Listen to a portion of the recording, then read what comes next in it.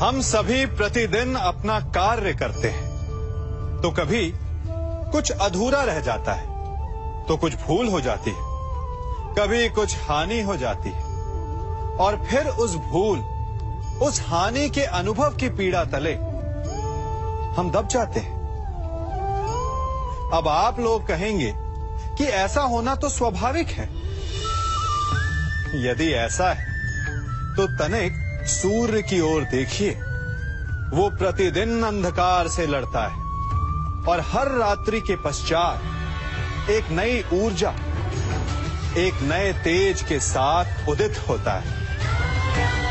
तो क्यों ना आप भी अपने जीवन की बीती पुरानी बुरी बातों को भुलाकर अपना प्रत्येक दिन नई ऊर्जा, नए जीवन की तरह प्रारंभ करें। विश्वास कीजिए, आपका जीवन सरल हो जाएगा और आनंददायी भी। वृक्ष जब फलता है तो कितना सुंदर लगता है। उसकी डालियां झुक जाती हैं। जितने अधिक फल, उतनी झुकी डालियां। कारण वृक्ष कहता है कि मेरे इन फलों को तोड़ो, उसका आनंद लो। इससे एक ओर हमें वृक्ष के मीठे फल खाने को मिलते हैं, तो दूसरी ओर वृक्ष के स्वयं का बोझ कम हो जाता है। इसी भांति यदि आप सफल हैं तो अहंकारी मत बनिए, विनम्र रहिए। ये विनम्रता ही आपके बोझ को कम करेगी। और यदि आप विनम्र ना रहे, झुके नहीं, तो आप अपनी ही सफलता के फलों के बोझ से टूट कर गिर जाएंगे। समय बदलता है, ऋतुएं बदलती हैं।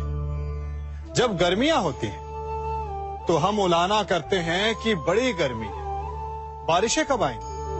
और जब बारिश आती है तब हम कहते हैं कि बड़ा चिपचिप, सर्दियां कब आएंगी। और जब सर्दियां आती हैं तब हम गर्मी की प्रतीक्षा करने लगते हैं। और इसी कारण हम किसी भी ऋतु का आनंद नहीं उठा पाते।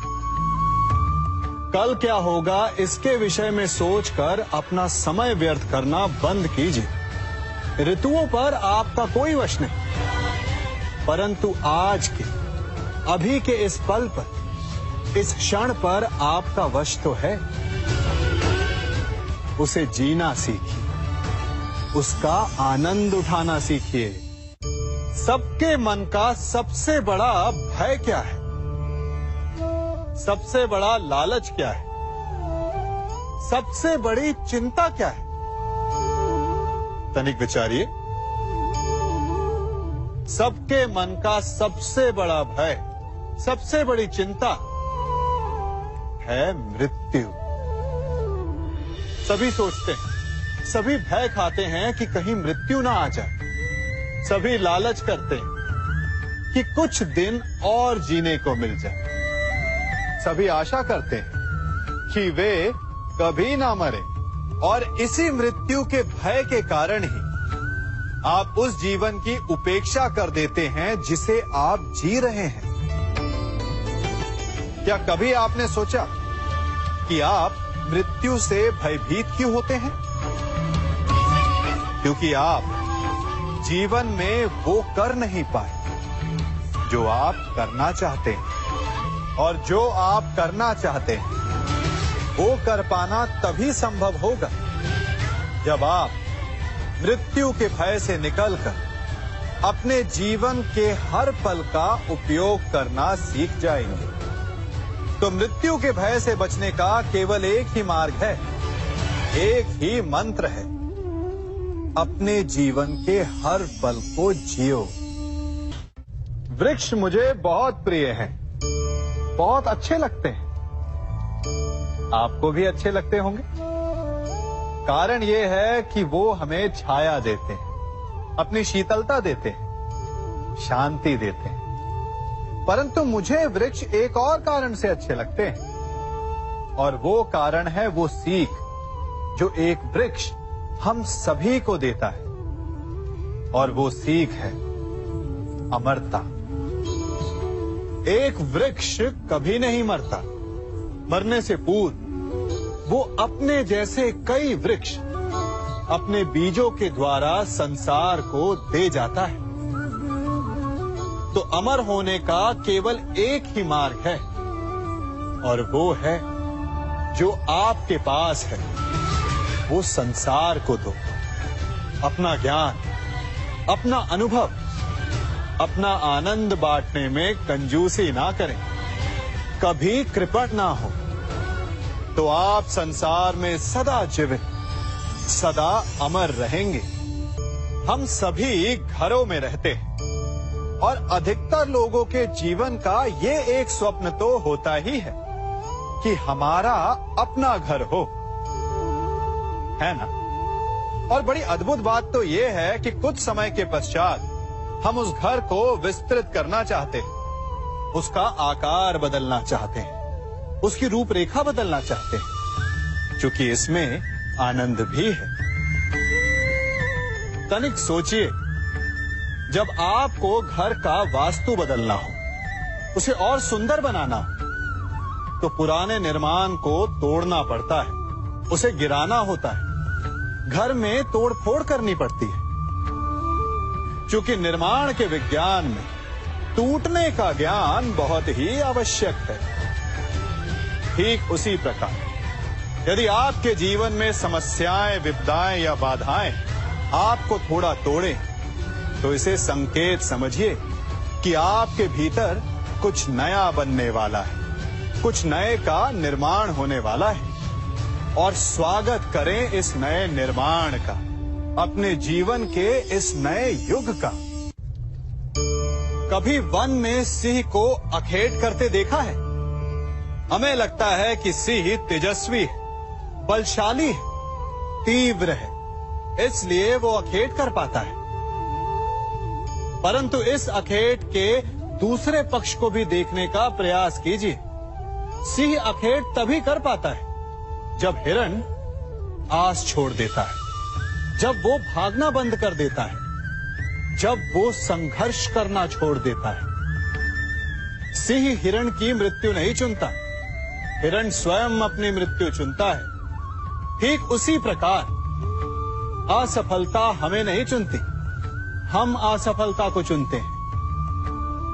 ये हम ही हैं जो आशा को छोड़कर संघर्ष करना छोड़ देते हैं और भाग्य का अखेट बन जाते हैं। इसलिए संघर्ष करना मत बंद कीजिए, प्रयास करते रहिए और सफलता आपकी मुट्ठी में होगी। जब घर में अंधकार छा जाता है, तो प्रकाश लाने के लिए आप क्या करते हैं? दीपक ढूंढते हैं और उसकी लौ को प्रज्वलित करते हैं, और फिर अंधकार अपने आप दूर हो जाता है। अब आप कहेंगे कि इसमें कौन सी नई बात है? यदि अंधकार को दूर करना है, तो दीपक की लौ को प्रज्वलित तो करना ही पड़ता है। यही बात तो समझने की है। यदि अंधकार से लड़ना है, तो अंधकार का सहारा नहीं लिया जा सकता, उसके लिए प्रकाश की आवश्यकता होती है। घृणा का अंत करना है तो उसे घृणा से अंत नहीं किया जा सकता, उसे प्रेम की आवश्यकता होती है। शत्रुता का अंत शत्रुता से नहीं किया जा सकता, उसे क्षमा की आवश्यकता होती है। यदि आपको नकारात्मक ऊर्जाओं से लड़ना है, तो स्वयं को सकारात्मक बनाना होगा, और तभी आपके जीवन में वास्तविक आनंद आ सकेगा। एक न एक बार हर युवा के जीवन में एक ऐसा समय आता है जब उसे लगता है कि उसके माता पिता उसके साथ बहुत कठोर हो रहे हैं। मैं आपसे पूछता हूं, क्या आपने कभी कुम्हार को मटकी बनाते हुए देखा है? वो गीली माटी से मटके को चाक पर आकार देता है, और वास्तविक आकार वो मटकी को तब देता है जब वो लकड़ी के संभल से मटके को बाहर से पीटता है। हम सभी उस कुम्हार को मटके को पीटते हुए देखते हैं, परंतु उस कुम्हार के उस हाथ को नहीं देखते जो मटके को भीतर से बाहर की मार से सहारा दे रहा है। हमारे माता पिता भी ऐसे ही होते हैं।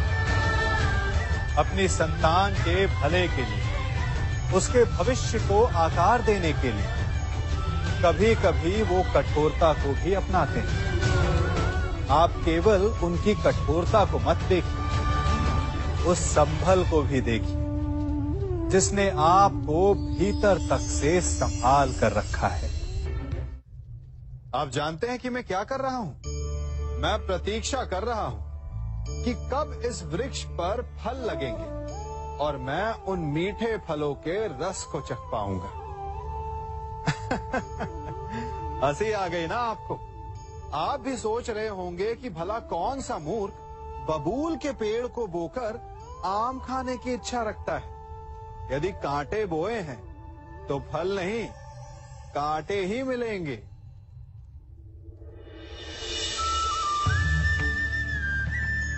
देखा, रक्त बह गया। ठीक ऐसा ही हमारे कर्मों के साथ होता है। हमारे बुरे कर्मों का फल कभी शुभ नहीं हो सकता। जो हाथ अस्मिता लूटने को आगे बढ़ेंगे, उन हाथों को कटना होगा। जो दृष्टि बुरी बनकर स्त्री पर पड़ेगी, उन्हें अनजान नहीं रक्त के अश्रु भोगने होंगे। जिसने अपने जीवन में छल किया, उसे अपने ही छल के भार तले दब कर मिट जाना होगा। समय रहते जिसकी आंखें नहीं खुली, समय उसकी आंखें बंद कर देता है। इन भिन्न भिन्न प्रकार के पात्रों को देख रहे हैं आप? क्या आप बता सकते हैं कि इन पात्रों में क्या रखा है? आपको लग रहा होगा कि इसमें भिन्न भिन्न प्रकार के द्रव्य है ना? परंतु ऐसा नहीं है। इन सभी में एक ही जल है। देखिए,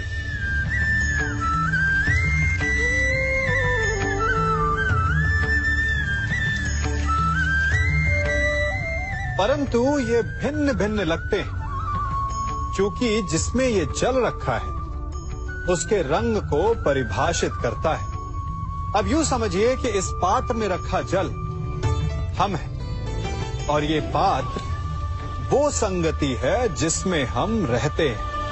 हमारी संगति के गुण धर्म हमें, हमारे व्यक्तित्व को, हमारे संप्रेषण को बहुत प्रभावित करते हैं। इसलिए अपनी संगति पर जिनके साथ रह रहे हैं उन्हें चुनने में सावधानी बरतें, क्योंकि जल को अपना पात्र चुनने का अधिकार नहीं है, किंतु हमें अपनी संगति चुनने का अधिकार अवश्य है।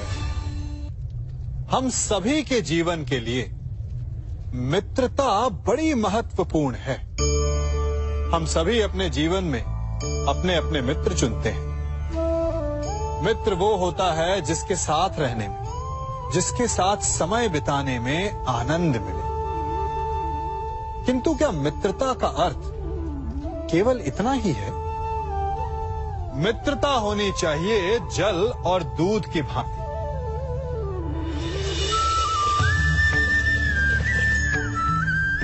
जो एक साथ सदा मिल जाते हैं, एक आकार हो जाते हैं। जब दूध उबलता है तो जल भाप बनकर उड़ता है ताकि दूध का अस्तित्व बना रहे। जब यह मिश्रण उफनता है तब दूध पात्र से पहले गिरता है ताकि वो जल को बचा सके। मित्रता भी इसी प्रकार होती है, किंतु यदि दूध में तनिक भी खटास आ जाए तो वो दूध को फाड़ देती है। ठीक इसी प्रकार यदि मित्रता में संदेह आ जाए तो वो मित्रता को समाप्त कर देता है। इसलिए मित्र बनाएं, किंतु झूठे संदेह से सावधान रहें। जब सागर का जल वाष्प बनकर उड़ता है तब वो हमें दिखाई नहीं देता। मेघ उस जल को अपने भीतर छिपा लेते हैं, लंबी यात्रा करते हैं, प्रयास करते हैं कि वो जल सदा उनके भीतर छिपा रहे। परंतु जब वायु का वेग उन्हें उड़ाकर किसी पर्वत से ले जाकर के टकरा देता है, तब उन मेघों को बरसना ही पड़ता है, क्योंकि यही नियति है, यही प्रकृति है। क्योंकि जल को सागर में जाकर मिलना ही है। ठीक ऐसा ही हमारे साथ भी होता है। हम सत्य अपने मन के मेघों में चाहे जितना छिपाने का प्रयास कर लें, परंतु समय की आंधी उसे वास्तविकता के पर्वत से ले जाकर के टकराकर हमारे समक्ष ले ही आती है। जिस भय के कारण आप सत्य को सामने नहीं लेकर आना चाहते, एक दिन वही भय हमारे समक्ष आकर खड़ा हो जाता है और फिर हम लाचार हो जाते हैं, क्योंकि हमने उस भय का सामना करने की तैयारी नहीं की होती। इसलिए सत्य से भागे नहीं, उसे छिपाए भी नहीं, उसे स्वीकार करें। भविष्य की बड़ी विपत्ति से बच जाएंगे। वृक्ष से टूटकर गिरे पत्ते को तो आप सभी ने देखा होगा। वो कुछ ही देर में मुरझा जाता है, पीला पड़ जाता है, सूख जाता है। वायु का वेग उसे उड़ाकर कहीं और ले जाता है, पैरों तले पिसता है, वर्षा के जल में गलता है। तो क्या यही अंत है? नहीं। इसके पश्चात क्या होता है वो विचारणीय है। एक पत्ता गलकर, सूखकर, पिसकर उसके अवशेष धरती में रिसते हैं और खाद बनते हैं, और उसके पश्चात वो खाद पेड़ की जड़ों में जाकर मिल जाता है और नव जीवन देता है एक और नए पत्ते को। अर्थात कहीं भी कभी भी कुछ भी ना अयोग्य होता है, ना बेकार होता है। इसलिए कुछ नष्ट हो जाने की चिंता करे बिना उसे आप समाज के हित में लगा दीजिए। विश्वास कीजिए, वो वस्तु, वो प्रयास कभी नष्ट नहीं होगा। कंकड़ों से बचने के लिए हम पदवेश पहनते हैं, भिन्न प्रकार के जूते पहनते हैं, और अच्छे जूते पहनकर कांटों के मार्ग पर चलना सरल हो जाता है। परंतु जब ये कंकड़, जब ये कांटे हमारे जूतों में होते हैं तो सरल मार्ग पर चलना भी कठिन हो जाता है। ठीक इसी प्रकार ये कंकड़, ये कांटे हमारे मन में होते हैं। ये कंकड़, ये कांटे होते हैं हमारा अतीत, जिसके भय के कारण हम उसे वर्तमान में स्वीकारना नहीं चाहते। कदाचित इसीलिए हमारे अतीत को भूत कहा गया है, क्योंकि एक भूत की भांति हमारा अतीत हमारा पीछा नहीं छोड़ता। इसलिए अपने अतीत के भयावह घटनाओं से भागे नहीं, उसे स्वीकारें। विश्वास कीजिए, आपका जीवन सरल हो जाएगा। कभी किसी पक्षी को घोंसले की नींव बनाते देखा है? अथक परिश्रम करके तिनका तिनका बिटोर कर वो पक्षी अपना घोंसला बनाता है, अपनी संतान के लिए एक सुरक्षित घर बनाता है। और फिर कहीं से तीव्र आंधी आती है, भारी वर्षा होती है और उसका घोंसला तिनका तिनका करके बिखर जाता है। फिर वो पक्षी क्या करता है? वो रोता नहीं, ना ही विलाप करता है। वो बिना विलंब करे फिर से अपना घोंसला बनाना प्रारंभ कर देता है और सफलता पाता है। फिर हम क्यों छोटी छोटी असफलता से भयभीत होकर परिश्रम करना छोड़ देते हैं? एक बात सदा स्मरण रखिएगा, हर वृक्ष कुल्हाड़ी की एक मार से नीचे नहीं गिरता, हर चट्टान घन के एक प्रहार से नहीं टूटती। सफलता पाने के लिए अनावरत परिश्रम करना ही मात्र एक मार्ग है। स्वीकारण, सत्य का स्वीकारण मनुष्य के लिए बहुत ही महत्वपूर्ण है। जब तक मनुष्य सत्य को स्वीकार नहीं करता, उसे असत्य से लड़ने की शक्ति प्राप्त नहीं होती। जब आप भोजन करते हैं तो क्या होता है? आपका पेट स्वीकारता है कि वो भर चुका है और आप भोजन करना बंद कर देते हैं। जब आपको निद्रा आती है तो क्या होता है? आपका मन स्वीकारता है कि आपका शरीर थक चुका है और उसे विश्राम की आवश्यकता है। उसी प्रकार जब आपको किसी व्यसन को रोकना हो तो आपको स्वीकारना पड़ता है कि बहुत हो चुका, चाहे वो लालच हो या मदिरापान। उस व्यसन का त्यागना तभी प्रारंभ होता है जब आप ये स्वीकार कर लेते हैं कि आप उस व्यसन के बंधक हैं। आप इन दो पात्रों को देख रहे हैं। मेरे इस पात्र में जल है और ये पात्र मिष्ठान से भरा हुआ है। दोनों ही पात्र भरे, परंतु देखिए, मिश्री को जल में मिला दिया, जल ने मिश्री को अपना लिया, मिश्री ने अपना अस्तित्व खो दिया, परंतु जल को अभिमान है कि उसका अस्तित्व अभी भी बना हुआ है। परंतु जो इस जल को चखेगा उसे अवश्य पता चल जाएगा कि ये जल अब वो जल नहीं रहा, ये अब शरबत बन गया। हमारा त्याग, हमारे बलिदान भी ऐसे ही होते हैं। जो इस बात को अनुभव करते हैं वो समझ सकते हैं कि कैसे हमने समय की धारा को बदल दिया। जो बलिदान देते हैं उनका अस्तित्व कभी नष्ट नहीं होता, अपितु उनका बलिदान संसार में कुछ ना कुछ परिवर्तन अवश्य लाता है। हम सभी कभी ना कभी, कहीं ना कहीं अपने जीवन में यात्रा अवश्य करते हैं। हमारी यात्रा में कभी पक्के रास्ते आते हैं तो कभी कच्चे रास्ते। पक्के रास्ते मनुष्य बनाता है और कच्चे रास्ते जानते हैं कैसे बनते हैं? चलते चलते बन जाते हैं। जब लोग एक स्थान से जाते हैं तो पैरों के दबाव से नीचे की घास कुचल जाती है। बार बार उस मार्ग से जाने से धीरे धीरे मार्ग स्वतः ही बन जाता है। और यही जीवन है, यही नियति है। जब आपके जीवन में आपको मार्ग ना मिले तो रुकिए नहीं, आगे बढ़ते रहिए और आपके पैरों के दबाव से मार्ग स्वतः ही बन जाएगा। हम सभी अपने जीवन में सफलता चाहते हैं, है ना?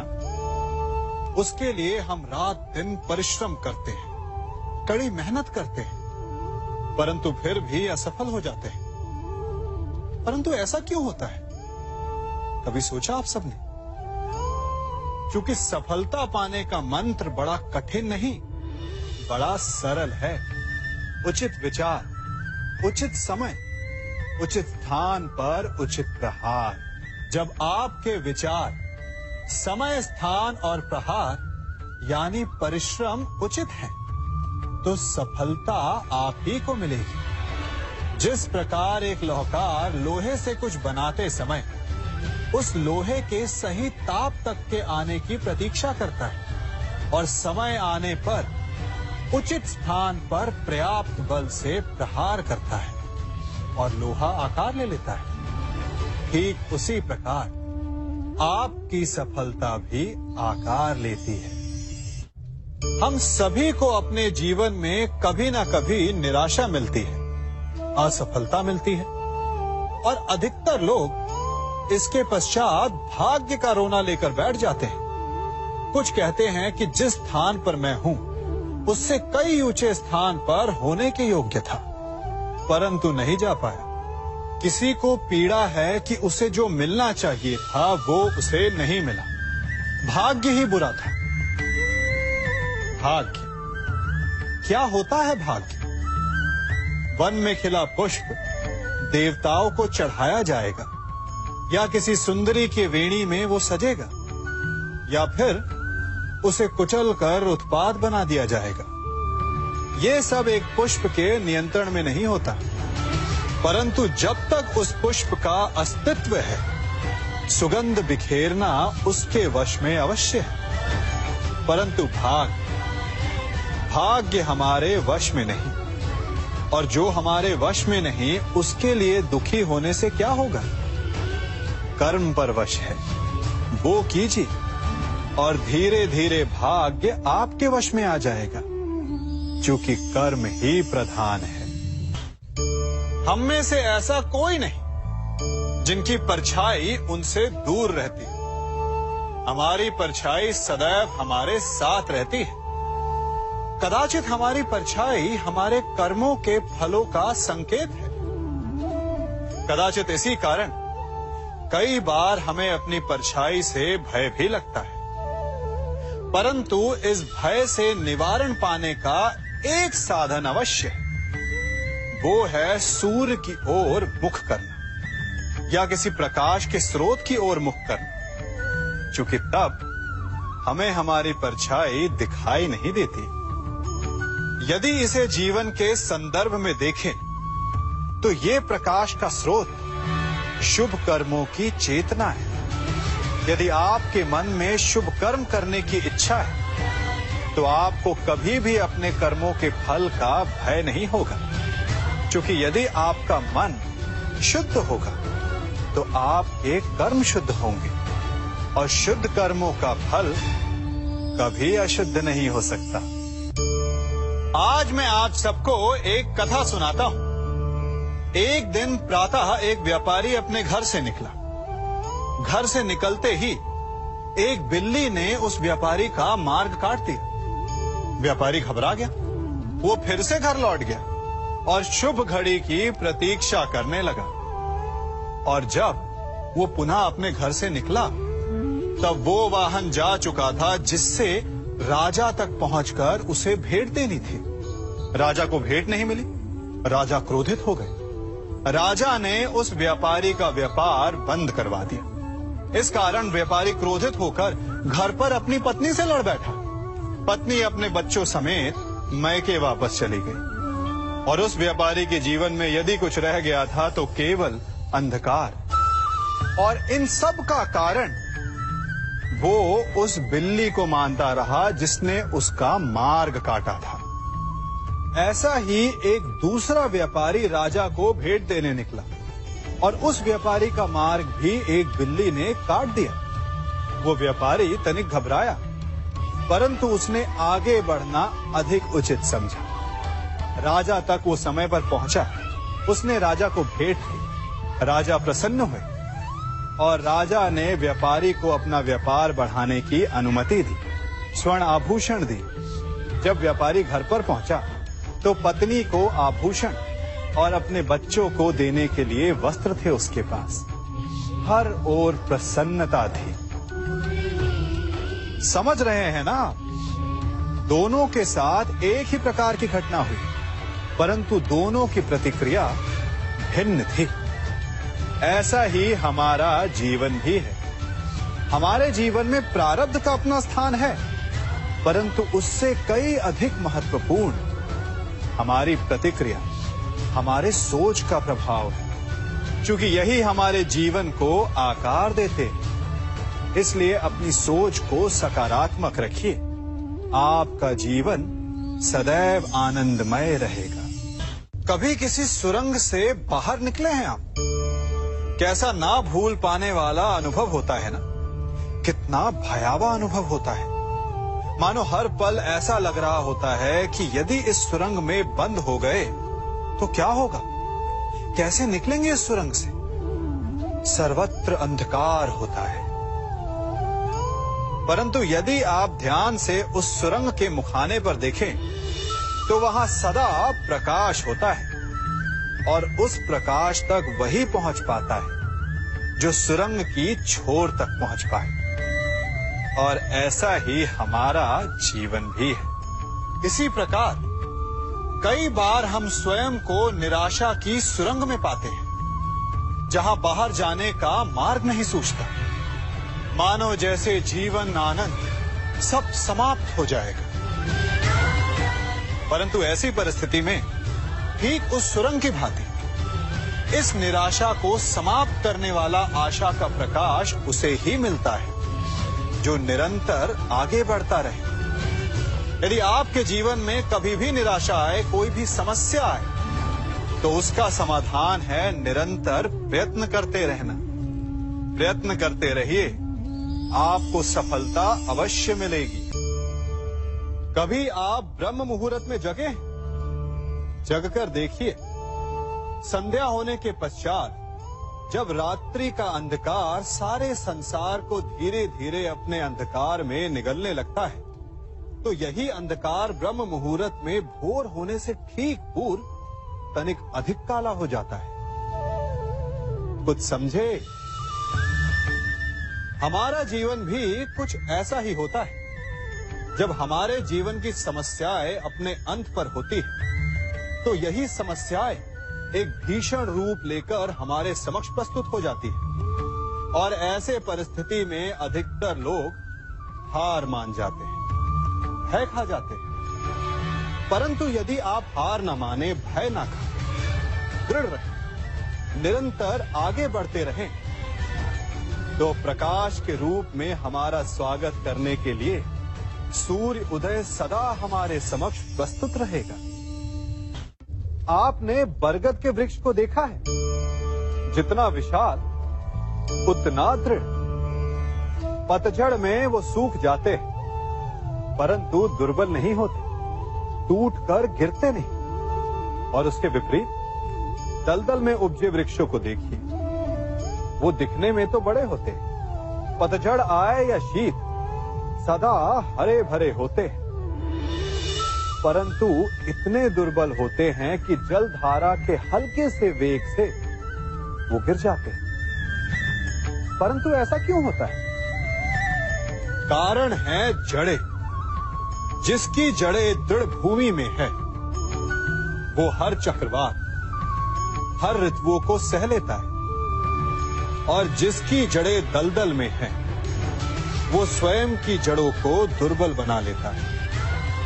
कुछ ऐसा ही मनुष्य भी होता है, जो अधर्म, कुकर्म और असत्य की धरा पर उपजा है।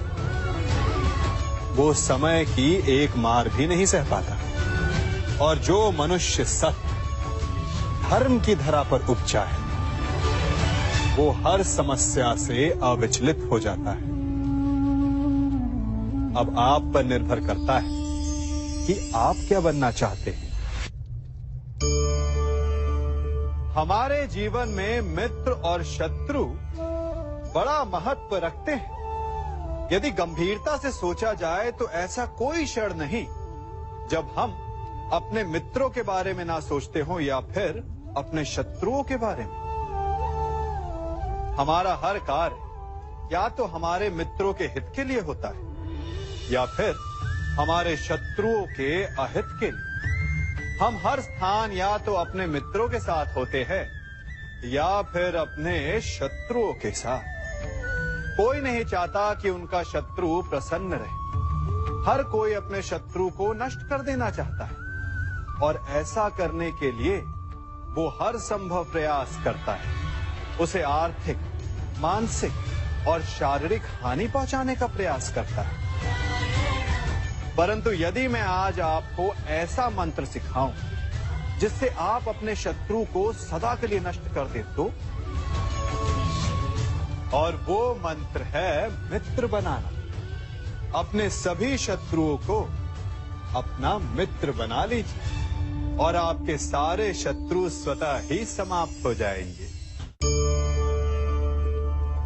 मैं क्या कर रहा हूं? मैं दिए प्रज्वलित कर रहा हूं ताकि अंधकार को मिटा सकूं। अब आप कहेंगे कि इसमें कौन सी बड़ी बात है ना?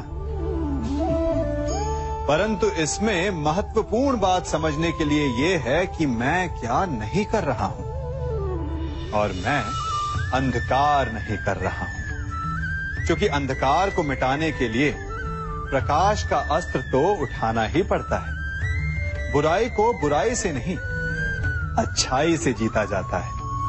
अन्याय को अन्याय से नहीं, न्याय से लड़ा जाता है। क्रोध को क्रोध से नहीं, क्षमा का साथ लेना होता है। ठीक उसी प्रकार एक लोहा लोहे को काटता है, परंतु एक ठंडा लोहा ही गर्म लोहे को काट सकता है। इसलिए यदि आपको अपने जीवन में विजयी होना है तो अपने शस्त्रों को, अपने अस्त्रों को सोच समझ कर उठाइए, क्योंकि एक अनुचित सोच परिणाम पर भारी प्रभाव डाल सकती है। आप सब सोच रहे होंगे कि ये क्या मैं करने लगा। मैं इस पौधे को जड़ से उखाड़ रहा हूं। आश्चर्य हो रहा है ना कि एक पौधे को उखाड़ना या काटना ना केवल एक अपराध है अपितु पाप भी है। तो फिर मुझे ऐसा करने की क्या आवश्यकता पड़ गई? क्योंकि कई बार विनाश ही सृजन तक पहुंचाता है। यदि नया भवन बनाना हो तो पुराने भवन को गिराना पड़ता है। व्यवस्था को परिवर्तित करने के लिए क्रांति लानी पड़ती है।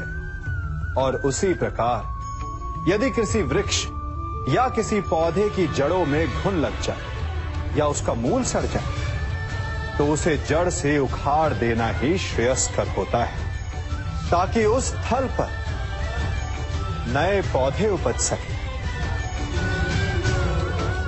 युद्ध करना पर्याय नहीं, परंतु कभी कभी शांति के लिए युद्ध करना आवश्यक हो जाता है। संसार में सबसे श्रेष्ठ क्या है? फूल या कांटे, प्रेम या घृणा, संपन्नता या दरिद्रता, मित्र या शत्रु? बताइए। अब आप भी कहेंगे कि भला ये कोई पूछने की बात हुई? अवश्य, फूल, प्रेम, संपन्नता और मित्र ही श्रेष्ठ है।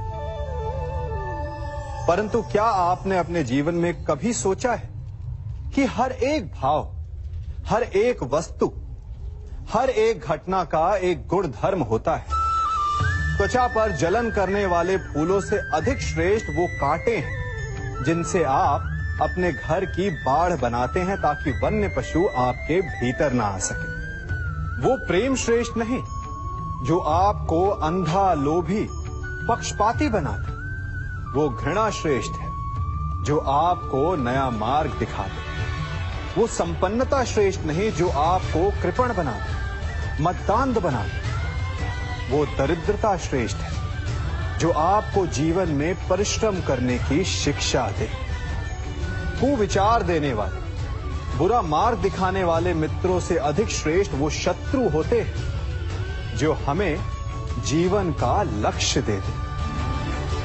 इसलिए अपने जीवन में हर वस्तु, हर भाव, हर घटना के गुण धर्म को पहचानिए और उसके पश्चात अपना चयन कीजिए। स्वर्ण। हम सभी को अपने जीवन में स्वर्ण से कभी ना कभी कुछ ना कुछ थोड़ा या अधिक मोह होता ही है ना?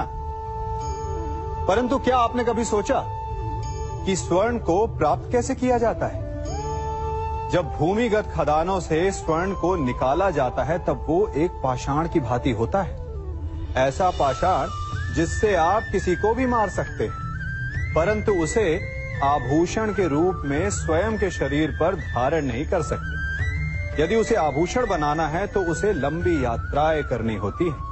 उस पाषाण को पिघलना होता है। सुनार के हथौड़ी की अनेकों चोटें खानी पड़ती है। फिर काट छाट और उसके पश्चात जाकर वो ऐसा आभूषण बनता है जो हमें वर्षों तक, सदियों तक लुभाता रहता है। इसलिए यदि आपको समय पर विजय पानी है तो स्वयं के निर्माण पर समय देना होगा। हम सभी सुनते आए कि जो वीर होता है, साहसी होता है, शौर्यवान होता है, उसके समक्ष सारा संसार झुकता है। वीर भोग्य वसुंधर। परंतु वीरता है क्या? शौर्य क्या है? साहस क्या है? साहस युद्ध नहीं, वीरता विजय नहीं, शौर्य कभी ना गिरना नहीं, साहस किसी चुनौती के समक्ष खड़े होने का भाव है, तो वीरता उस चुनौती को उत्तर देने के लिए पूर्ण परिश्रम लगा देना है। और शौर्य का अर्थ है गिरकर फिर से उठने का साहस रखना, बार बार प्रहार करके वीरता दिखाना, निरंतर प्रयास करते रहना, निरंतर परिश्रम करते रहना। इसलिए विजयी होने से अधिक महत्वपूर्ण है शौर्यवान होना, क्योंकि जो शौर्यवान है उसे विजय मिलना निश्चित है। हम सभी बचपन से ये सुनते आए हैं कि अच्छे मित्र हमारे जीवन को पूर्णतः परिवर्तित कर सकते हैं, है ना? अच्छे मित्र, परंतु कौन? जिनसे आप प्रश्न पूछें और वो मित्र बिना किसी पक्षपात के, भय रहित होकर, बिना किसी लालच के आपको उचित उत्तर दें। परंतु सबके समक्ष ये समस्या आ जाती है कि आज के समय में ऐसे मित्र मिलना दुर्लभ है, वो तो होते ही नहीं। परंतु मैं आपको एक बात बताता हूं, हम सब के पास एक ऐसा मित्र होता है, बस हम उसे पहचान ही नहीं पाते।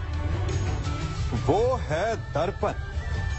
दर्पण के समक्ष खड़े होकर आप स्वयं से पूछिए कि यदि आज आपका अंतिम दिन होता तो क्या आप वही करते जो आप कर रहे थे? आपको उत्तर मिले या ना मिले, परंतु आपकी दिशा अवश्य बदलेगी। इसलिए आपसे अतिरिक्त आपका सबसे घनिष्ठ मित्र, सबसे अच्छा मित्र और कोई नहीं। हम सभी अपने जीवन में कोई ना कोई कार्य करते हैं। कार्य करते हैं तो थकान की अनुभूति होती है, और यदि थकान ना उतरे तो कार्य करने का मन नहीं करता।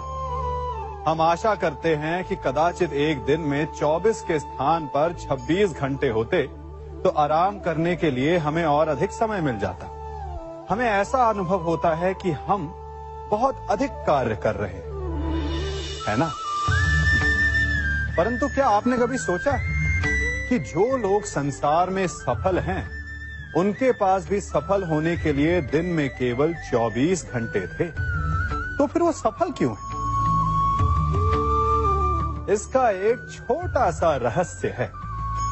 वो कार्य चुनते हैं जो उन्हें प्रिय है, जिसे करने में उन्हें आनंद आता है। उन्हें लगता ही नहीं कि वो कार्य कर रहे हैं, उन्हें लगता है कि वो प्रतिपल आनंद मना रहे हैं। और जब आप आनंद मनाते हैं तो थकान कैसी? इसलिए यदि आप जीवन में कोई भी कार्य करें तो वो आपके मन को भाना चाहिए, या जो कार्य आप कर रहे हैं उसे अपने मन को भा देने दो। सफलता आपको मिलेगी। हमारा शरीर प्रकृति का एक महान आविष्कार है। इससे जटिल संरचना संसार में और कोई नहीं। हमारा शरीर जितना जटिल है, यदि इसे ठीक से जाना जाए तो इससे अधिक सरल ज्ञान देने वाला और कोई नहीं।